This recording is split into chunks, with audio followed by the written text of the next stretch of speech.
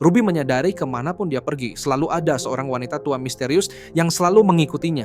Bahkan ketika kereta api melaju kencang, wanita tua itu tetap mengikutinya, selalu menjaga jarak dan tidak mendekat.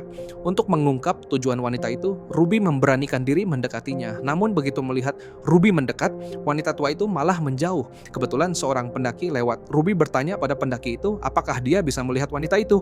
Pendaki itu mengangguk mengonfirmasi keberadaannya. Untuk mencari tahu tujuan wanita tua itu, Ruby meminta pendaki itu menanyainya.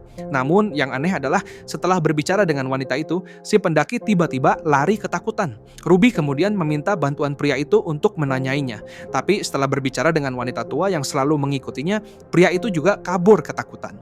Di luar, hujan turun deras, tapi wanita itu tetap berdiri di tempatnya seolah ingin mengatakan sesuatu.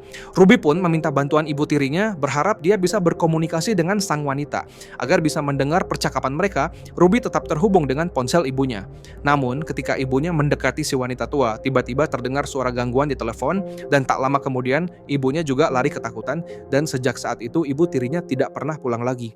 Dengan putus asa, Ruby memutuskan melapor ke polisi dan menceritakan tentang wanita yang selalu mengikutinya. Polisi mencoba memotret si wanita tua, tetapi setiap kali mereka mengambil gambar dari dekat, hasilnya selalu buram. Wanita tua itu tetap mengawasi mereka dari kejauhan. Polisi mengerahkan pasukan untuk mengepung sang wanita, tetapi sang kepala polisi justru terlihat ketakutan. Meski wanita tua itu tidak menyakiti Ruby, dia selalu menjaga jarak tepat 73 yard darinya. Perlahan Ruby mulai menerima kenyataan ini, bahkan mulai mengabaikan keberadaan sang wanita. Suatu hari saat Ruby sedang makan di restoran, dia melihat William mencalonkan diri sebagai Perdana Menteri di berita. Dia teringat pada prediksi dari seorang dokter bahwa jika William terpilih menjadi Perdana Menteri, dia akan membawa negara itu ke ambang perang nuklir setelah terpilih. Menyadari bahwa dia mungkin bisa mencegah bencana ini, Ruby mencari pekerjaan yang memungkinkannya mendekati William.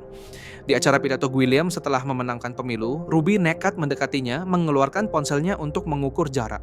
Berdiri tepat di jarak 73 yard, sang wanita tua pun muncul di samping Perdana Menteri William. Setelah berbicara dengannya, William langsung lari ketakutan dan mengundurkan diri sebagai Perdana Menteri. 40 tahun kemudian, Ruby sudah beruban dan hidupnya hampir berakhir. Tiba-tiba sang wanita muncul di depannya seolah memberi isyarat. Ketika sang wanita berbalik, seluruh kilas balik kehidupan Ruby terlintas di benaknya.